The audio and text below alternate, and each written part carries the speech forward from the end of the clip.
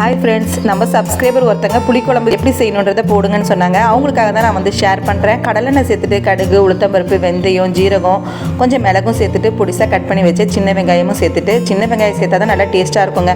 அதோட கருவேப்பிலையும் சேர்த்து நல்லா வதக்கிக்கலாம். சுண்டைக்காவை நல்லா தட்டிட்டு தண்ணியில் அலசிட்டு நீங்கள் சேர்த்துக்குங்க, இல்லைனா கசப்பாக இருக்கும். நான் அப்படி தான் வதக்கிட்டு அதோட தக்காளி, பூண்டு எல்லாத்தையும் சேர்த்து நல்லா வதக்கிடணும். வதங்கின பிறகு தான் நம்ம காரத்துக்கு தேவையான மிளகாய்த்தூள், மல்லித்தூள், மஞ்சத்தூள் சேர்த்து நல்லா கலந்துட்டு கொஞ்சம் தண்ணி சேர்த்து நான் வேக விட்டுட்டேன். அதுக்கப்புறமா தான் புளி தண்ணி சேர்த்துக்கிட்டேன்.